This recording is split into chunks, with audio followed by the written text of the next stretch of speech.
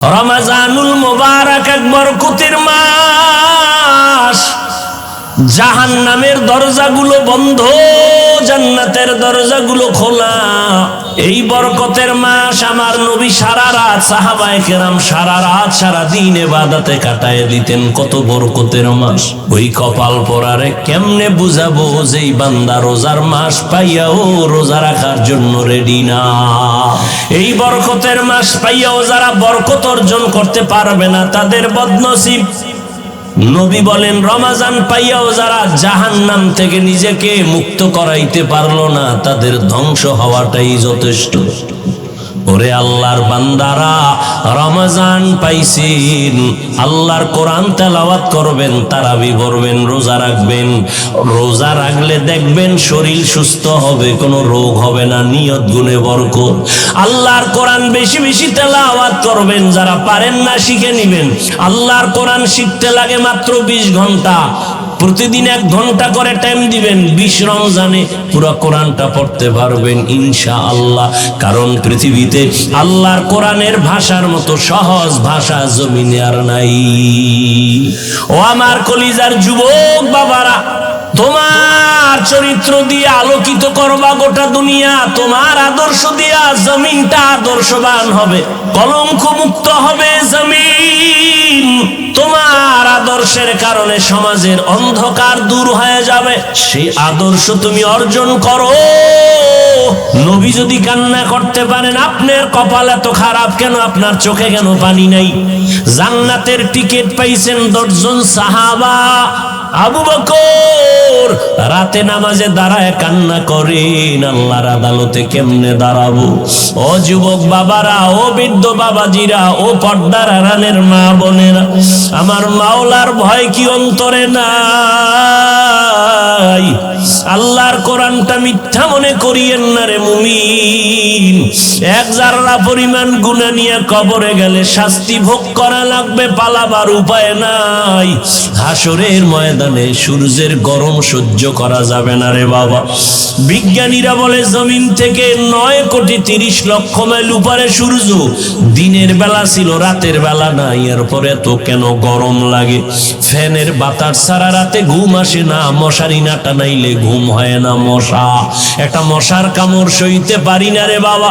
অন্ধকার কবরে গেলে 2 পার্শ্বের মাটির চাপ, জাহান্নামের আগুনের গরম। হাসরের ময়দানে সূর্যটা মাথার উপরে চলে আসবে। ওই সূর্যের গরমে মাথার মগজগুলো টাস টাস করে ফেটে যাবে। নবীরা পর্যন্ত যাদের কোনো গুনাহ নাই, শুধু কান্নার আওয়াজ। উম্মতেরে ভুলিয়া কাঁদবেন, আল্লাহ আমারে বাঁচাও। আম্মা জানা এসাও কাঁদেন, ও নবী তখন আপনার কি উপায় হবে? মায়ার নবী বলেন, আমি আল্লাহর আদালতে মাকামে মাহমুদে সিজদায় পড়ে কাঁদবো। সব নবীরা কাঁদবেন, আল্লাহ আমাকে বাঁচাও। আমি আখিরি নবী, একবারও বলবো না আল্লাহ আমাকে বাঁচাও। আমি সিজদায় পড়ে আমার মালিকের ডাকবো আর বলবো, হে মালিক আমার উম্মতের বাঁচাও।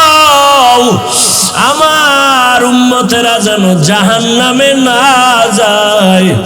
আল্লাহ বলবেন, নবী আপনি কাঁদবেন না, মাথা উঁচা করেন, আপনার উম্মত গুলো বাছাই করে করে জান্নাতের দিকে নিয়ে যান। আম্মা জানকে নবী বলেন, ও আয়েশা, আল্লাহর অর্ডার পাই আমি উম্মত গুলো বাছাই করে করে জান্নাতের দিকে নিয়ে যাব। আম্মা জান বলেন, কোটি কোটি কোটি কোটি মানুষের মধ্যে চিনবেন কিভাবে আপনার উম্মত কারা? নূহ নবীর উম্মত, ইব্রাহিম নবীর উম্মত, ঈসা নবীর উম্মত, মুসা নবীর উম্মতেরাও থাকবে। মায়ার নবী বলেন, ও আয়েশা, আমার উম্মত যারা 5 বেলার ওযু বানাইয়া নামাজ আদায় করেছে, তাদের ওযুর জায়গাগুলো নূরের আলোতে চমকাইতে থাকবে। আমি নবী দেখে দেখে তাদেরকে হাউজে কাউসারের কিনারায় দাঁড় করায় দিব। আমি এদের দাঁড় করাইয়া আমি কাউসারের পানি পেয়ালা ভরে ভরে দিব। উম্মতেরা পাঠ করো।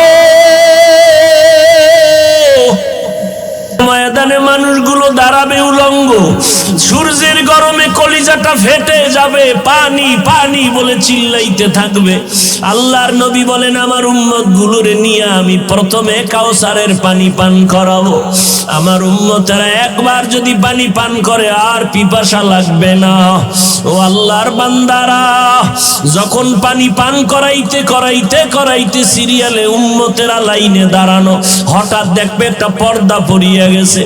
আল্লাহর নবী বলবেন ফেরেশতারা পর্দা দিলা কেন, পেছনে উম্মত এখনো বাকি আছে। ফেরেশতারা বলবেন নবী এই উম্মতেরা আপনার দুশমন, আপনি দুনিয়া থেকে বিদায়ের পরে এরা মন মতো জীবন চালাইছে।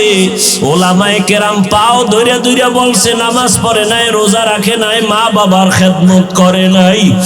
আমার নবী তখন সহি হাদিসে বলেন, তখন নবী বলেন আমি বলবো সোহকান সোহকা, তোরা ভেগে যা, আমার চোখের সামনে থেকে দূর হ। আমি তোদের নবী না, তোরা আমার উম্মত না। আমার নবী যদি হাসরের ময়দানে তারাইয়া দেয়, আমার আল্লাহ বলবে ফেরেশতারা ওদের ধর, জাহান্নামের হ্যান্ডকাপ লাগাইয়া ধরো। টানতে টানতে জাহান্নামের দিকে নেওয়া হবে। ও আল্লাহর বান্দারা একটু চিন্তা করিও যে আল্লাহর কোরআন সত্য, সাহাবায়ে কেরামদের কথা সত্য, নবীদের কথা সত্য, লক্ষ লক্ষ মানুষ মিথ্যা বলতে পারে না। ওরে এত ইলম, এত আমল, এত তাকওয়া থাকার পরেও নবী সাহাবায়ে কেরামরা যদি কান্না করতে পারেন, তোমার আমার কপাল কেন এত খারাপ? তোমার গুনার কারণে কেন চোখে পানি আসবে না? মা বাবার সামনে সন্তান অন্যায় করিয়া শাস্তির ভয়ে যদি কান্না করতে পারে, শিক্ষকের সামনে ছাত্র অন্যায় করে যদি শাস্তির ভয়ে কান্না করতে পারে, ওরে আমার মাওলার আযাবের ভয় কি কম? যত অপরাধ করেছো, গুনাহ করেছো, আমার মাওলার সামনে কি একটু ভয় তোমার আসে না রে বাবা? সাহাবায়ে কেরাম সমস্ত আউলিয়া উলিয়ারা কান্না করে করে কবরে গেলেন। ও আল্লাহর বান্দারা, এখনো সময় আছে, তওবা করে নাও। অন্তর ঘুরাই আমার মনে মনে মালিকের ডাকো, অন্তর থেকে গোপনে বলো হে মালিক, এই ময়দানে আমার মতো গুনাহগার কেউ নাই রে আল্লাহ। আমার গুনার খবর আমার মা বাবা ভাই বোন আপনজন কেউ জানে না, তুমি জানো। রাগ করে পানি বন্ধ করো নাই, খানা বন্ধ করো নাই, সম্মানের জায়গা থেকে ফেলে দাও নাই। ও আল্লাহ, আমার গুনার খবর আমার মা বাবায় যদি জানতো, মনে মনে ঘৃণা করতো।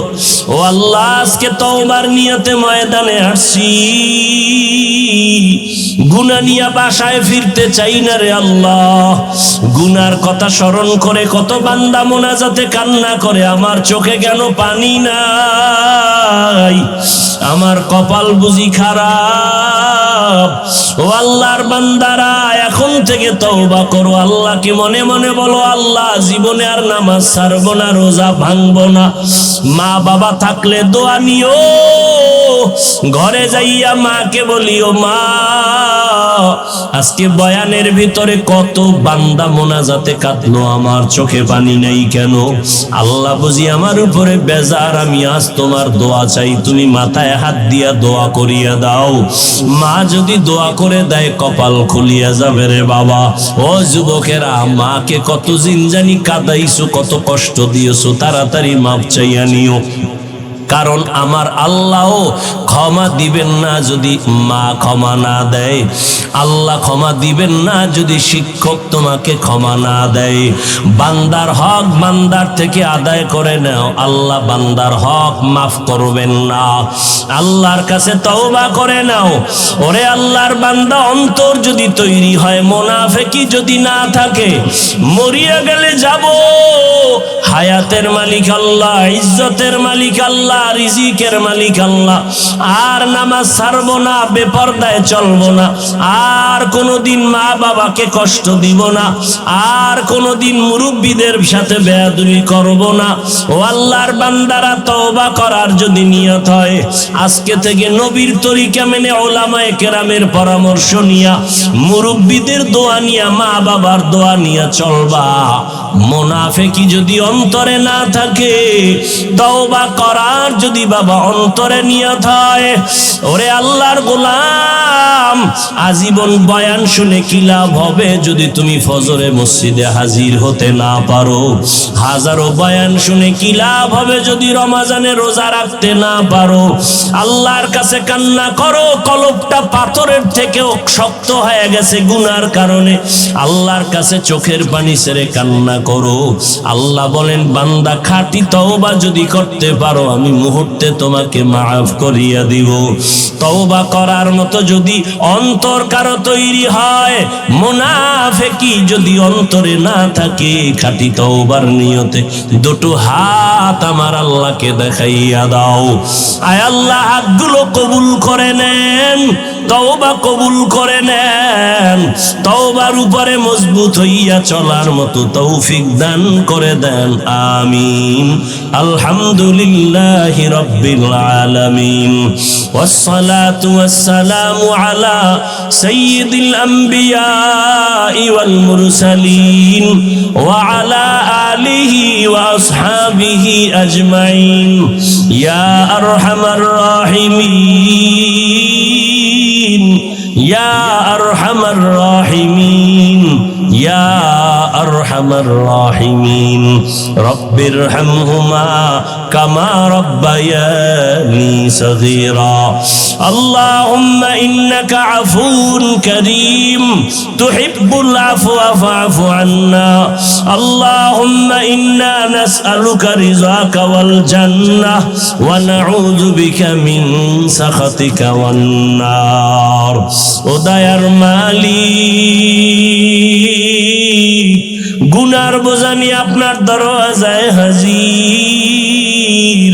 কত উলামায়ে কেরাম, কত মুরব্বী, কত হাজী সাহেব, কত ব্যবসায়ী, কত চাকরিজীবী, পর্দার আড়ালে কত মা বোনেরা, কত যুবক, কত ছাত্র ভাই, গুনার বোঝা নিয়ে হাত তুলেছি।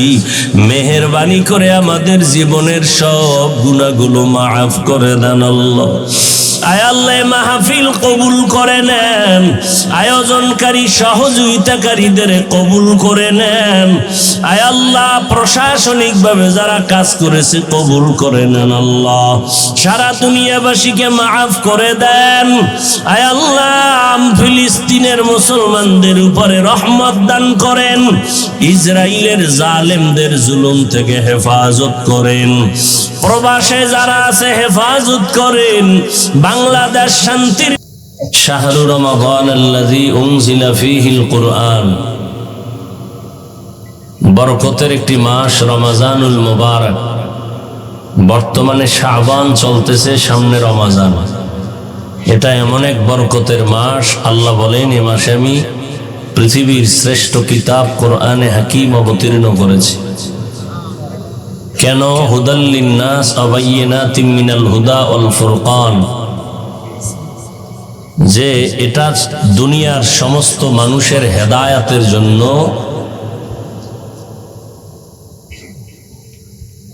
এবং হেদায়াতের অকট্ট দলিল, সত্য মিথ্যা যাচাইয়ের স্কেল বা একমাত্র মাপকাঠি হলো কোরআনে কারীম।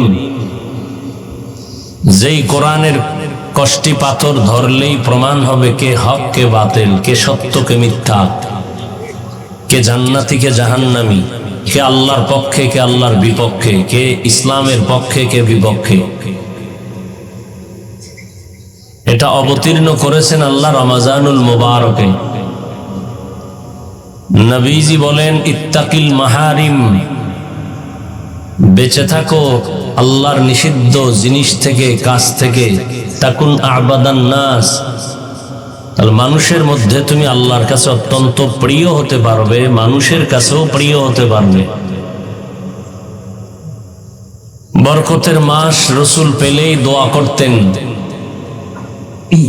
রজব চলে গেল, শাবানও চলে যাচ্ছে, রমজান আগত। নবীজি দোয়া করতেন রজবের চাঁদ দেখে, আল্লাহুম্মা বারিক লানা ফি রজবা ওয়া শাবান ওয়া বাল্লিগনা রমাজান। আয় আল্লাহ, আপনি রজব ও শাবানে আমাদের বরকত দান করেন, হায়াত বাড়ায়া রমজান পর্যন্ত পৌঁছায় দেন। তার মানে মরলেও যেন রমজানে মরিয়ার আগে না, কারণ এটা অনেক বরকতপূর্ণ মাস। হাদিসে নবী বলেন, সাইয়্যিদুশ শুহুর শাহরু রমাজান। সমস্ত মাস সমূহের মধ্যে শ্রেষ্ঠ এবং সরদার হলো রমজানুল মুবারক। এই মাস, এই বরকতের মাস, মানুষ দুনিয়ার লাইনেও লাভবান হবে, আখিরাতের লাইনেও যদি কাজে লাগায় লাভবান হবে। সমস্ত শ্রেণী পেশার মানুষ এই মাসে বরকতপূর্ণ হয়ে যায়, লাভবান হয়ে যায়। যারা দুনিয়ার লাইনে ব্যবসা করে, চাকরি করে, মুসলমান গায়রে মুসলমান সবাই লাভবান হয়। এতটা লাভবান হয় যে ভিন্ন মাসে এই পরিমাণ লাভ হয় না। আখিরাতের লাইনেও যদি একটু মেহনত করে তো সেও অন্য মাসের তুলনায় অনেক লাভবান হবে। কারণ এই মাসে অন্য মাসের থেকে এত লাভ কেন এবং কি সে লাভ? অন্য মাসে একটা নফল আমল করলে যা পাবে, রমজানে করলে ফরজের সমান সওয়াব পেয়ে যাবে। অন্য মাসে একটা ফরজ আমল করলে যা পাবে, রমজানে তার থেকে 70 গুণ বেশি পেয়ে যাবে। এই বরকত কিয়ামত পর্যন্ত আর ভিন্ন কোনো মাসে আসবে না। আর এগুলো পেয়েছি আমাদের রহমতের নবীর বরকতে। ওয়ামা আরসালনাকা ইল্লা রাহমাতাল লিল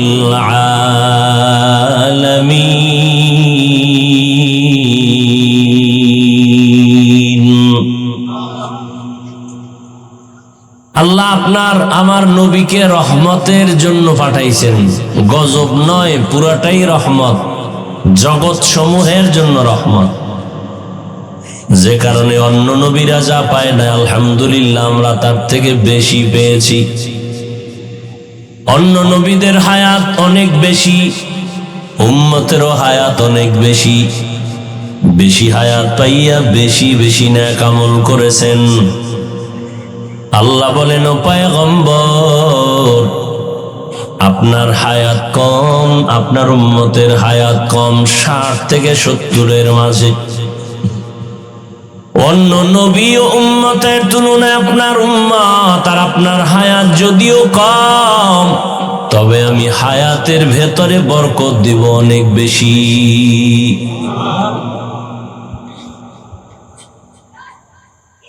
আপনার বরকতে আমি গোটা উম্মতকে বরকত পূর্ণ করে দিব।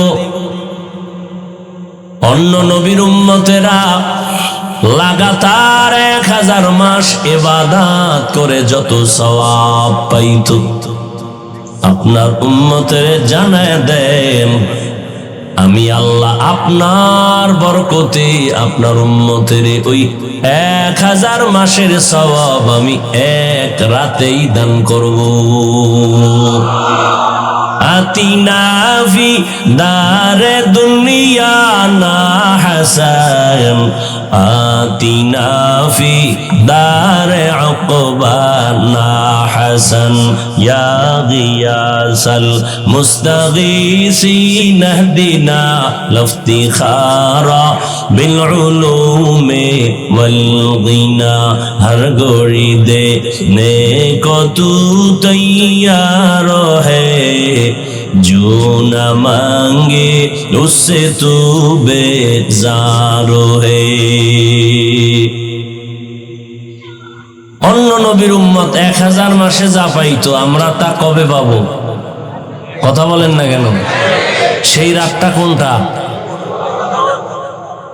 লাইলাতুল কদর ইন্না আনজালনাহু ফি লাইলাতিল কদর ওয়া মা আদরাকা মা লাইলাতুল কদর লাইলাতুল কদরি খায়রুম মিন আলফি শাহর 1000 মাসের ইবাদতের থেকেও দামি এই এক রাতের ইবাদত অন্য কোন নবী পায় নাই, উম্মতের আল্লাহ দেন নাই। একমাত্র আখিরি নবীর উম্মতকে আল্লাহ দান করেছেন নবীজির বরকতে। আপনার উম্মত যদি রমজানে একটা রোজা রাখে, রোজা তো রাখবে সব, তো একটার দাম কত? এক রোজার এত দাম। জন্ম লগ্ন থেকে একটা কাক ডানা মেলে খোলা আসমানে উড়তে থাকে, উড়তে উড়তে বিরামহীন ভাবে উড়ে উড়ে এত দূর চলে গেল যে বুড়া হয়ে গেল, মরিয়াও গেল। বলে তাহলে মাঝখানে সময় কাটলো কত? হায়াতুল হায়ওয়ান নামক কিতাবে আছে প্রাণী পাখিদের মধ্যে ডানাওয়ালা পাখি যারা উড়ে এদের মধ্যে কাকের হায়াত অনেক বেশি, কমপক্ষে 1000 বছর তার হায়াত। তো একটা কাক জন্মলগ্ন থেকে যদি উড়তে থাকে 1000 বছর পর্যন্ত উড়তে উড়তে কত দূরে যাবে? মিলবে কম্পিউটার হিসাব? হ্যাঁ ভাইরা আমার, ভালো করে বুঝেন, জন্ম লগ্ন থেকে একটা কাক ডানা মেলে যদি উড়তে উড়তে উড়তে উড়তে 1000 বছর উড়িয়া এত দূর চলে যায়, একজন রোজাদার একটা রোজার বরকতে জাহান্নামের আগুন থেকে অত দূরে চলে যাবে। আতিনা ফি দারে দুনিয়া না হাসান, আতিনা ফি দারে উকবা না হাসান। এত রোজার দাম, এই বরকতের রোজা পাইয়াও যারা রাখবে না, এরা পৃথিবীর নিকৃষ্ট কপাল পোড়া। অনেক কপাল পোড়া নিমক হারাম আছে, বলে আমার ঘরে কি ভাতের টান আছে, রোজা রাখবো কেন? এরকম গাদ্দার আছে না নেই? আবার একদল আল্লাহর বান্দা আছে বলে আমি রোজা রাখলে রোগ বেড়ে যায়, তার মানে রোগের বাড়ার কারণ বানাইছে রোজা। অথচ একজন নবীর আশেক মুমিনের উচিত ছিল, ও আল্লাহ আমার যত রোগ আছে আমি ঔষধ বানাইছি রোজা, রোজার ঔষধে তুমি আমার রোগ মুক্ত করে দাও। রোজারে রোগ বানাইছে, রোজা রাখলে রোগ বাড়বে। আর খাঁটি আল্লাহর বান্দা যারা, এরা রোজারে বানাইছে ঔষধ, রোজা রাখলে রোগ কমে যাবে। ভাইরা আমার, মানুষের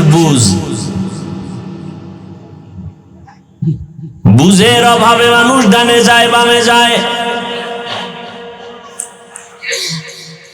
কপাল পুড়ে গেছে।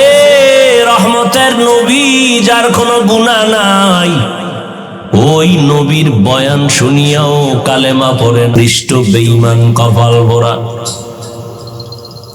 আমি হাফিজুর রহমান তো দূরের কথা, মক্কা মদিনার ইমান তো পরের কথা। রহমতের নবীর বয়ানে যে কালেমা পড়ে না, সে কত বড় বেঈমান, কত বড় কপাল পোড়া যে নবীর বয়ানেও কালেমা পড়ে না। বরকতের মাস সামনে, রমজান, পায়ে হাত রেখে বলি রে যুবক আল্লাহর গোলাম, তুমি স্কুলে পড়ো, কলেজে পড়ো, কোনো বাধা নাই, আমরা তোমাকে নিষেধ করি না।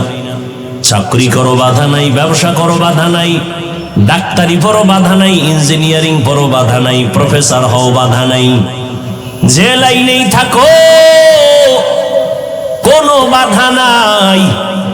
আমি কওমি মাদ্রাসার সন্তান, ভিন্ন কোনো মাদ্রাসা স্কুল কলেজের বিরুদ্ধে বলি নাই রে বাবা। আমি তাবলীগের লাইনের সন্তান, ভিন্ন যারা তাবলীগ পছন্দ করে না তাদের বিরুদ্ধে বলি নাই, বিরুদ্ধে তো বলি নাই, আবার বাধ্য করিয়াও বলি নাই যে তাবলীগ করতেই হবে, না হয় জাহান্নামে যাবে। কওমি মাদ্রাসায় পড়তেই হবে, না হয় জাহান্নামে যাবে, তাও বলি না। ও আল্লাহর বান্দারা, আমরা বলতে চাই তুমি যেখানেই থাকো রে যুবক, মদিনাওয়ালা নবীর আদর্শ মতো জীবনটা চালাও। 5 বেলার নামাজ পড়ো, মা বাবার দোয়া নিয়ে চলো, উলামায়ে কেরামের পরামর্শ নিয়ে নবীর তরিকায় চলো। এরে যুবক আল্লাহর গোলাম, তোমার মতো যুবক তাকায়া দেখো, জীবনে মাদ্রাসায় পড়ে না, স্কুল কলেজে পড়িয়াও 5 বেলার নামাজ পড়ে। মিথ্যা বলবা না, সত্যটার সাক্ষী দাও আছে না নাই? তোমাকে আল্লাহ বিবেক দান করেছেন, জিজ্ঞাসা করো বিবেকটাকে, তুমি কেন পারো না রে বাবা? তোমার মতো যুবক আজ র্যাব, আর্মি, পুলিশ, বিডিআর এর চাকরি করে, নামাজ ছাড়ে না, রাস্তায় গাড়ি চালায়, নামাজ বাদ দেয় না, তুমি কেন পারো না? নদীর মধ্যে মাছ ধরে, নামাজ ছাড়ে না, তুমি কেন পারো না? ব্যবসা করে, চাকরি করে, অভাব নাই, তুমি কেন পারো না? ওসি, ডিসি, এসপি, আইজি, উকিল, ব্যারিস্টার, 5 বেলার নামাজ পড়নেওয়ালার অভাব নাই, তুমি কেন পারো না? বলো, তুমি মনে মনে কি ভাবছো কোরআন শরীফ মিথ্যা? তাহলে একটা প্রমাণ দাও, আমি এক্ষণ দাড়িটা কেটে ফেলবো, এক্ষণ টুপি দাড়ি ফালাইয়া প্যান্ট শার্ট লাগায় রাস্তায় নেমে আল্লাহর বিরুদ্ধে স্লোগান দেওয়া শুরু করবো। একটা ভুল কোরআন থেকে বের করে দাও। তুমি কেন ১৩,০০০ বছর পর্যন্ত কত মহাপণ্ডিতেরা অপচেষ্টা করেছিল, আজও পর্যন্ত একটা ভুল বের করতে পারে নাই, বরং তারা মাথা নত করে মুসলমান হয়েছে। ও যুবক, তুমি আল্লাহর দিকে তাকায় বলো, কোরআন সত্য নাকি মিথ্যা? যুবকেরা বল, কত পার্সেন্ট সত্য? তোর অন্তর যদি বলে কোরআন সত্য, তাহলে কোরআনের মধ্যে আল্লাহ যত বয়ান করছেন তাও সত্য, গুনাহগারেরা জাহান্নামে যাবে তাও সত্য, নেক আমলওয়ালারা জান্নাতে যাবে তাও সত্য। ও বাহাদুর ভাব নিয়ে চলো, কয়দিন আর বাহাদুরি করবি? তাকাইয়া দেখো না, গতকাল পরশু দিনের আগুনে পুরন্ত লাশ, একই ফ্যামিলির 5 জন নাই, কত যুবকের লাশ। এমন একটা দিন নাই যে যুবকের লাশের খবর পাই না। গাড়ির নিচে যুবকের লাশ, পানির নিচে যুবকের লাশ, ঘুমের বিছানায় যুবকের লাশ। এরে যুবক আল্লাহর গোলাম, রাতের বেলা দরওয়াজা জানালা বন্ধ করে মোবাইলটা হাতে নিয়ে সারাটা রাত কবিরা গুনাহ দেখো। মাও জানে না, বাবাও জানে না তুই কি করো, তবে তাদের অন্তরে একটা সাক্ষী দেয় তুই গুনাহ করতেছো। আজকে তুই সারা রাত মোবাইলে কবিরা গুনাহ করার কারণে তোর চেহারার মধ্যে কোনো আলো নাই, কোনো আকর্ষণ নাই, কোনো নূর নাই, কোনো মায়া নাই। অথচ তোর বয়স মাত্র 25 থেকে 30। আল্লাহর কসম, 40 বছরের আগে তোর চেহারার আকর্ষণ আর উজ্জ্বলতা কমবে না, কিন্তু 25 বছরে তোর চেহারার মধ্যে কেন উজ্জ্বলতা নাই, আকর্ষণ নাই, দেখলে কেন মায়া লাগে না? রাতের বেলা মোবাইলে কবিরা গুনাহ করেছো,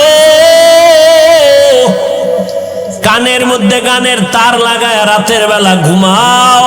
আজরাইল যদি আইসা হাজির হয়, আরে সেই যদি দেখে তোর গানের আওয়াজ কানের মধ্যে লাগানো, কি জবাব দিবি আল্লাহর আদালত? মনে মনে ভাবছো আমরা হুজুরেরা পাগল হয়ে গেছি। হ্যাঁ, 2-4 জনারে পাগল বললে মানা যায়, কোটি কোটি কোটি আলেমকে তুমি কি এক পালায় বলবা? এটা মেনে নেওয়া যায় না।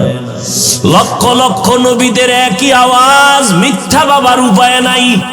1-2 জন বললে সন্দেহ করা যায়, লক্ষ লক্ষ সাহাবায়ে কেরাম মিথ্যা বলতে পারেন না, সবার একই আওয়াজ।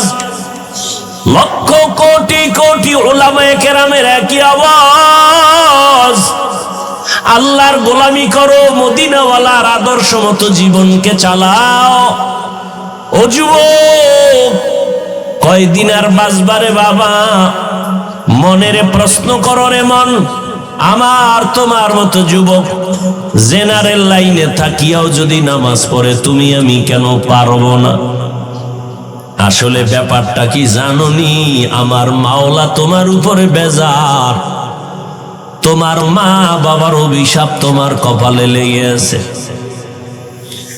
কপাল পুরলে কিছুই করার নাই। আমি হাফিজুর রহমান কেন, মক্কা মদিনার ইমাম কেন, কপাল যদি পুড়ে যায় স্বয়ং নবীজি বয়ান করলেও বেঈমানের কালেমা নসিব হয় না। আর আল্লাহ যদি কপালটা খুলিয়া দেয়, নবীকে জবাই করতে আসিয়াও কালেমা পড়ে। নাম কি?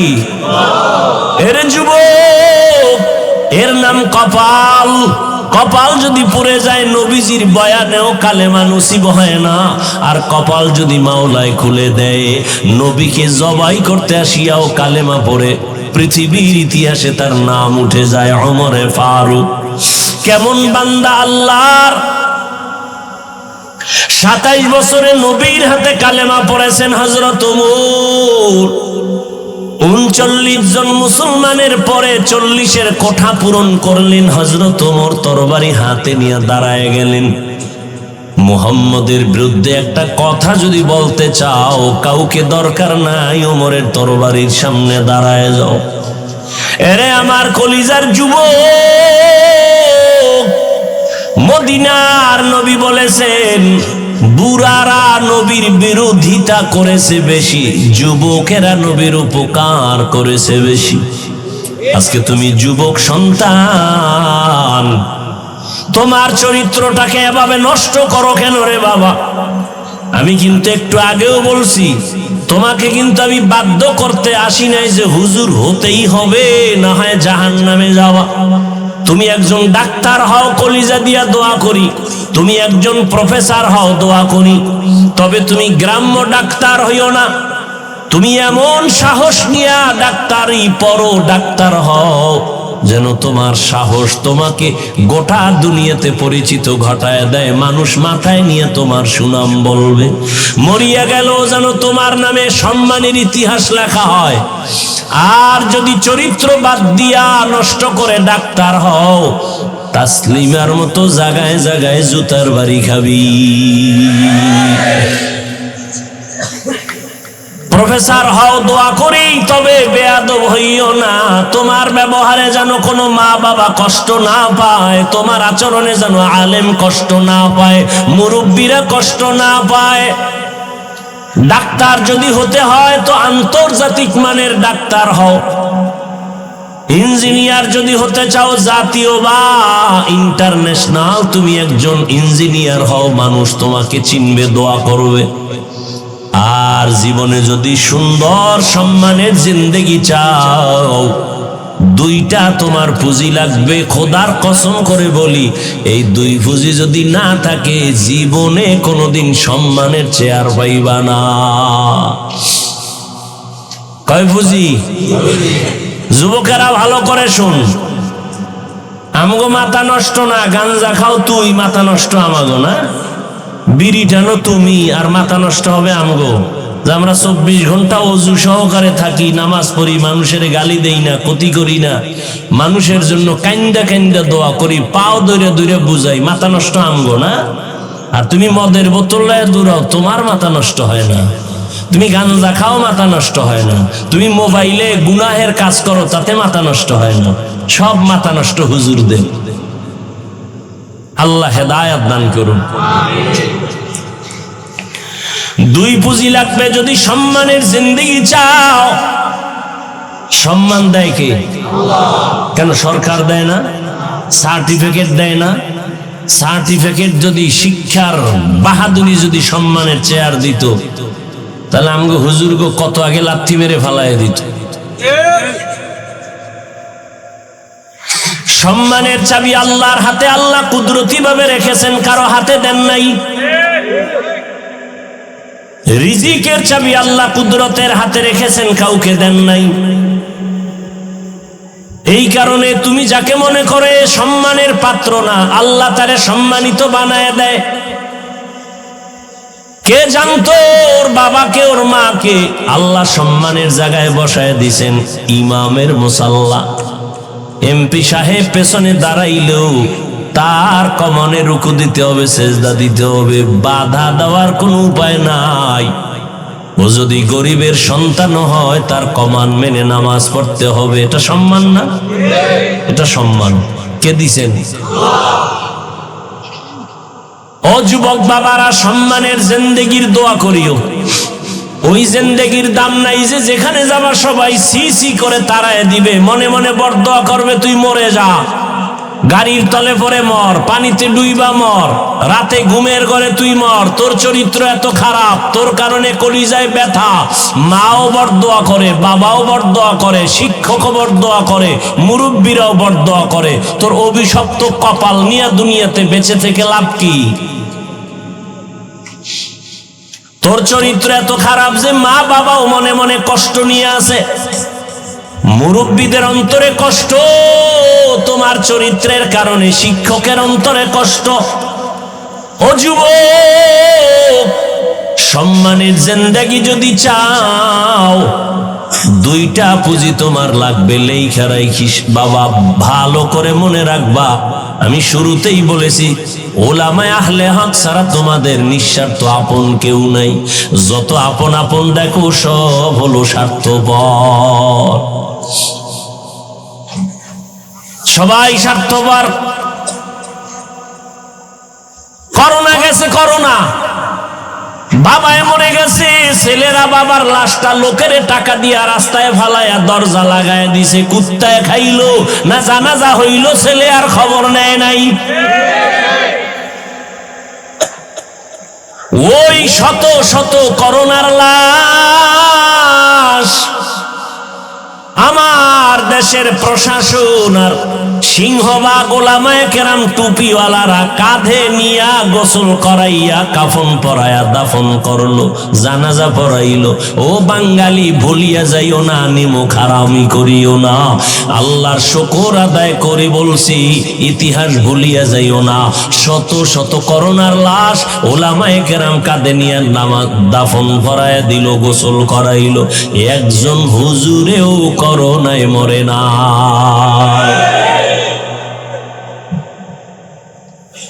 সারা দুনিয়ার বেঈমানরা কোরআনের বিরুদ্ধে দুশ্মনী করে, মাদ্রাসার বিরুদ্ধে দুশ্মনী করে, আবার তলে তলে কিছু মুনাফিকরাও করে।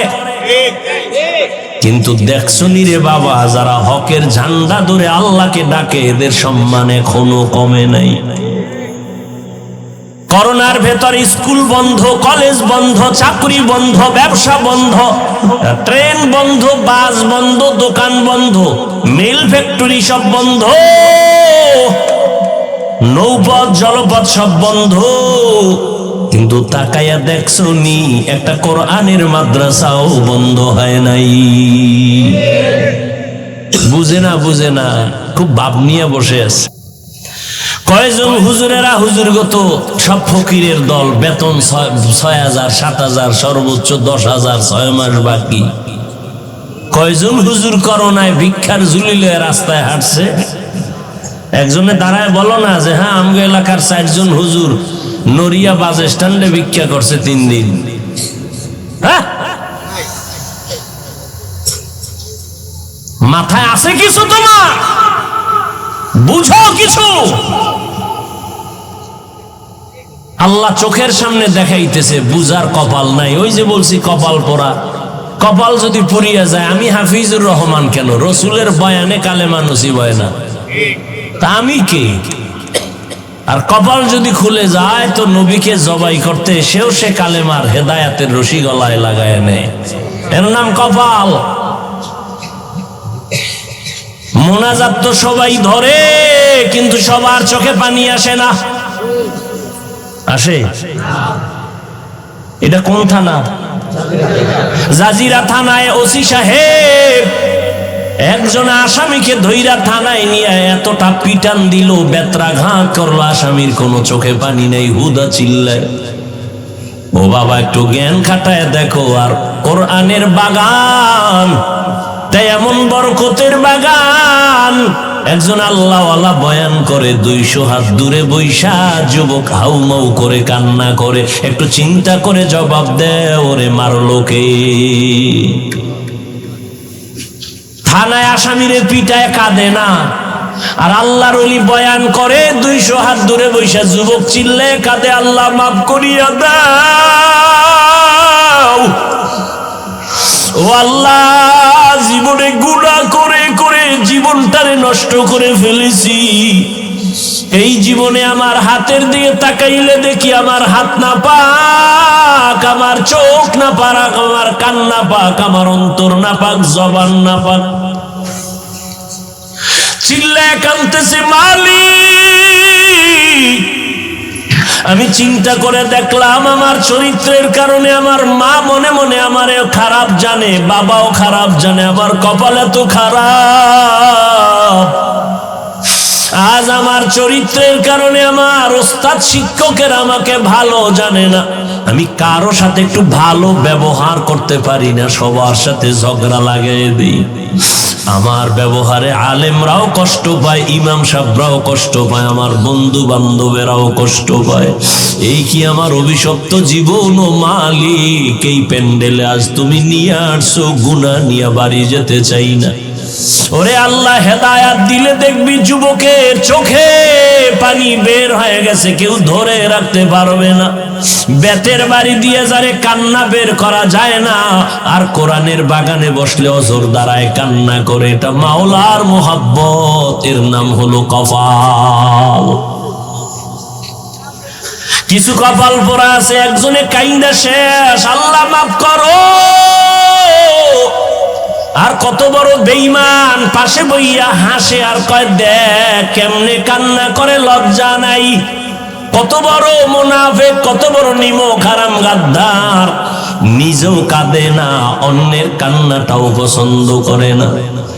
অথচ আল্লাহ পাক বলেন ফালিয়াজহাকু কালিলা ওয়ালিয়াবকু কাসীরা, কম হাসো, বেশি বেশি কান্না করো। ও যুবক, ও বৃদ্ধ বাবাজিরা, ও পর্দার আড়ালের আম্মা জানেরা, আপনাদের এত সম্মান, এই দুনিয়াতে আপনারা নবী হতে পারেন নাই, তবে আপনারা নবীদের মা, সাহাবায়ে কেরামদের মায়ের মতো মা, আলেমদের মায়ের মতো মা। এই স্টেজে 3টা হাফেজে কোরআনের পাগড়ি দিলাম আজ। ওদের মা বাবার জীবনটা কতই যে ধন্য, ওর মা বাবার কলিজা কত বড় হয়ে গেছে, তার ছেলে হাফেজে কোরআন হয়ে গেছে।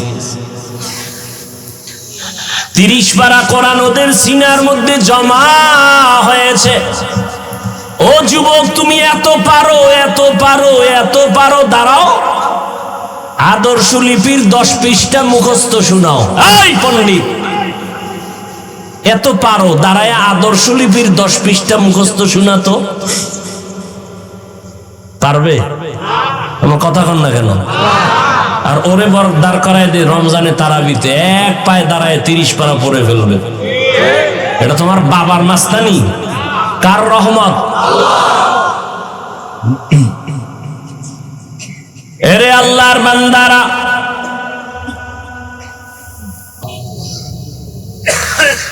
এরে আল্লাহর বান্দারা, ও পর্দার আড়ালের আম্মা জানেরা, যত কথা আপনার সন্তানদের শুনাইলাম, এগুলো বাস্তবায়ন যদি করতে চান, আপনার দোয়া, আপনার অবদান আর প্রচেষ্টা ছাড়া সম্ভব হবে না। এই দুনিয়ায় যত সন্তান ভালো হয়েছে, সব হলো মায়ের অবদান। মায়ের অবদানের কারণে সন্তান ভালো হয়েছে। যত লাইনে যত ভালো সন্তান দেখেন, মায়ের কারণে হয়েছে। এই জন্য বিশ্ব বরেণ্য দার্শনিক ইমাম গজালি রহমাতুল্লাহ আলাইহি বলেন, প্রত্যেকটা সন্তানের জন্য প্রাথমিক শিক্ষিকা হলো তার মা। এরে আম্মা জানেরা, আপনারা কত দামি মা। আম্মা জান আয়েশা রাদিয়াল্লাহু তাআলা আনহার মতো নারী, ফাতেমা রাদিয়াল্লাহু তাআলা আনহার মতো নারী, খাদিজা রাদিয়াল্লাহু তাআলা আনহার মতো নারী। এরে আম্মা জান, আপনার মতো কত মা এখনো খুঁজলে পাবেন, 5 বেলার নামাজ পড়ে, স্বামীর মাল হেফাজত করে, গুনাহের দিকে যায় না, বেপরদায় চলে না। সন্তানগুলো আপন বানানোর জন্য, আদর্শওয়ালা বানানোর জন্য মেহনত করে। ও আল্লাহর বান্দারা, পিছনে গুনাহ তো করিয়াই ফেললাম শয়তানের ধোকায়। আল্লাহ বলে তওবার মাস আসছে, রহমতের মাস, বরকতের মাস, মাগফিরাতের মাস।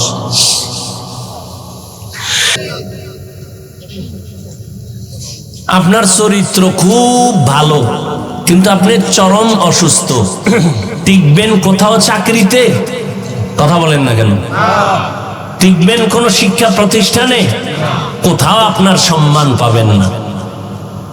সুস্থতা, অসুস্থ হইয়া যদি ঘরের বিছানায় পড়ে থাকেন, তাহলে আপনাকে আপনজনেরাও মনে মনে ঘৃণা করবে, কেউ আপনাকে অন্তর থেকে ভালো জানবে না। ও আল্লাহর বান্দারা, এজন্য এক নাম্বার শারীরিক সুস্থতা আপনার লাগবেই, দ্বিতীয় লাগবে সুন্দর চরিত্র। এই দুই পুঁজি যদি আপনার না থাকে, কোনোদিন সম্মানের জায়গা আপনি খুঁজে পাবেন না। এক নাম্বার পুঁজির নাম সুস্থতা, দ্বিতীয় পুঁজির নাম হলো সুন্দর চরিত্র। চরিত্র ভালো আছে, অসুস্থ কোনো কাজে আসবে না। আবার আপনি সুস্থ, পুরাটাই সুস্থ, কিন্তু চরিত্র ভালো না, কেউ আপনাকে সম্মান দিবে না। আর এই সুস্থতা আর চরিত্র দুটোটাই ধ্বংস করলো মোবাইল। প্রতিবন্ধী বুঝেন? প্রতিবন্ধী, এই মোবাইলওয়ালারা প্রতিবন্ধী। মায়ের হক আদায় না করলেও মোবাইলের হক আদায় করবে, এই নিয়ত আছে না অনেকে। স্ত্রীর হক আদায় না করতে পারলেও মাশাআল্লাহ মোবাইলের হক আদায় করতে ব্যর্থতা নেই। সারা রাত মোবাইলের হক আদায় করে গভীর মনোযোগে। স্ত্রীর হক বাদ, সন্তানের হক বাদ, মা বাবার হক বাদ, মোবাইলের হক আদায় করতেই হবে। নিরিবিল পরিবেশ, দরজা জানালা বন্ধ, একাগ্র চিত্তে অধীর আগ্রহে মোবাইলের হক আদায় করে। এই রকম অধীর আগ্রহে একাগ্র চিত্তে মা বাবার হক, সন্তানের হক, স্ত্রীর হক আদায় করলে বিনা হিসাবে জান্নাত। মোবাইলের হক আদায় করতে গিয়া জান্নাত কি বলেন না কেন? বরং মরার আগে মরণ। এই মোবাইলের গোলামেরা, লিখে রাখো, তুমি মরার আগে বিছানায় পড়ে থাকবা, লিখে রাখো।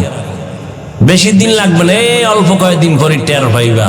বিছনায় পড়ে যাবা, চোখ থাকবে, পাওয়ার থাকবে না, কান থাকবে, পাওয়ার থাকবে না, হার্ট থাকবে, পাওয়ার থাকবে না। দেখো না, সুস্থ মানুষ হঠাৎ করে কয় নাই, কেউ কয় হঠাৎ করে মরল, কয় হঠাৎ মরলো কেন? হঠাৎ এক রোগের জন্ম নিছে দুনিয়াতে নতুন। বলে হঠাৎ রোগ কি কি? হ্যাঁ, জনমের মতো মোবাইল দেখো আর নাচ গান দেখো, দেখবা যে তুমিও হঠাৎ মরণের পাল্লায় পড়ে যাবে। হঠাৎ দেখবা বুকে ব্যথা, সবাই ধরতে ধরতে দেখবে নাই। আহা, মানুষ হাসতে হাসতে গুনাহ করে, বাধাদেশ যে দিবে সে বলবে, সবাই বলবে এই দুশ্মন, এর বাদ দাও। কি এটা কত সুন্দর প্যান্ডেল জানেননি? বসার সাথে সাথে সব গুনাহ মাফ। এত সুন্দর প্যান্ডেলে বইয়া যারা মোবাইল নিয়ে ব্যস্ত, এরা যে সওয়াবের কাছে আছে, কাজে আছে, এটা বলার কোনো সুযোগ নেই। বরং এরা চূড়ান্ত রহমত বঞ্চিত হওয়ার একটা কাজে ব্যস্ত। মোবাইল নিয়ে বসছে বেহেশতের বাগানে, করতেছে আকাম। মোবাইল নিয়ে সময় নষ্ট করা, তাহলে বুঝেন, একটু আগে বলছি কপাল। বাড়ির থেকে আসছে ওয়াজে যাই, কিন্তু প্যান্ডেলে বৈশাও সে ওয়াজ শোনার কপাল নাই। সে অন্য মনোযোগে মোবাইল নিয়ে ব্যস্ত। ছবিটা সুন্দর উঠলো নি, রেকর্ড ভালো হলো নি, ছবি তোলা হারাম হারাম হারাম, 1000 কোটি বার হারাম। সরকারের অর্ডার ছাড়া, মদিনার নিয়ম ছাড়া ছবি তোলা হারাম, কবিরা গুনাহ, কবিরা গুনাহ। হাদিসে পাকে নবী বলেন, কিয়ামতের দিন সবথেকে বেশি আযাব হবে যারা অনর্থক ছবি তুলছে তাদের। মানে মাস্তানি, কত বড় মাস্তান হইছেন আপনি, নমরুদ ফেরাউনের থেকে বড়। তা আল্লাহ এটিরে সাইজ করছে, আপনার হিসাব নাই। খোদায় টাইনা নিয়ে আসছে প্যান্ডেলের মধ্যে, কিন্তু কপাল খারাপ, বয়ান শোনার কপাল হলো না। কলবটারে ফিরাই দিলেন মোবাইলের দিকে। আর মোনাজাতের পরে জিনেরা যদি মোবাইলটা নিয়েই যায়, নিশ্চিত মোবাইল নিবেই জিনেরা। এই যারা মোবাইল হাতে ধরছো, তোকে মোবাইল নিয়ে যাইব, টের পাবি মোনাজাতের পরে, বুঝবি কত ধানে কত চাল। তাহলে তুই যে সময় নষ্ট করলি, তোর আমও গেল সালাও গেল, তুই কপাল ফোরা হইয়া খালি হাতে বাড়ি যাবি, আর কি পারবি? এই তোর কপাল। কপালের উপরে জুতা দিয়ে বাইরে যে আমার কপালটা তো খারাপ কেন? একটা বেহেশতের বাগানে এসেও আমি কিছু শিখতে পারলাম না, একটু মোনাজাতে কানতে পারলাম না, আমার উপরে কার অভিশাপ লাগছে।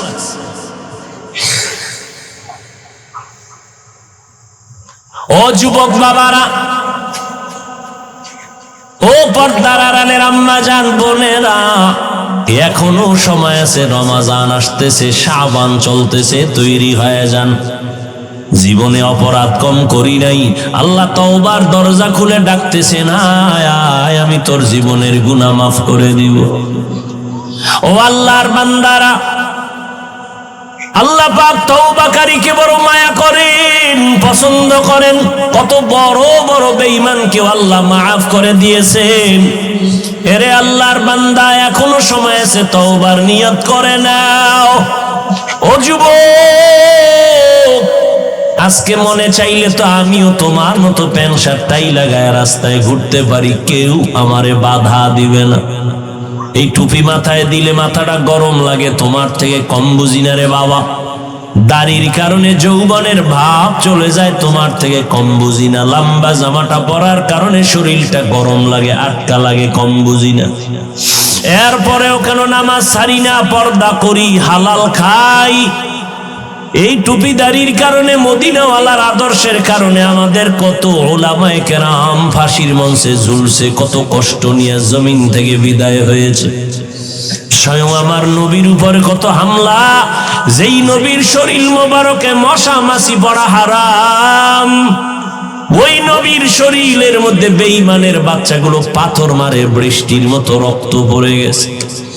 আমার মায়ার নবী এত কষ্ট করেছেন, সাহাবায়ে কেরাম জীবনটা বিসর্জন দিয়েছেন, জানার পরেও কেন এই লাইনটা ছাড়ি না। একটু আগেও বলেছি, এর একমাত্র কারণ আল্লাহর কোরআন সত্য। গুনাহ নিয়ে কবরে গেলে আযাব হবে, হাসরে আযাব হবে, কথাটাও সত্য, মিথ্যার কোনো অবকাশ নেই।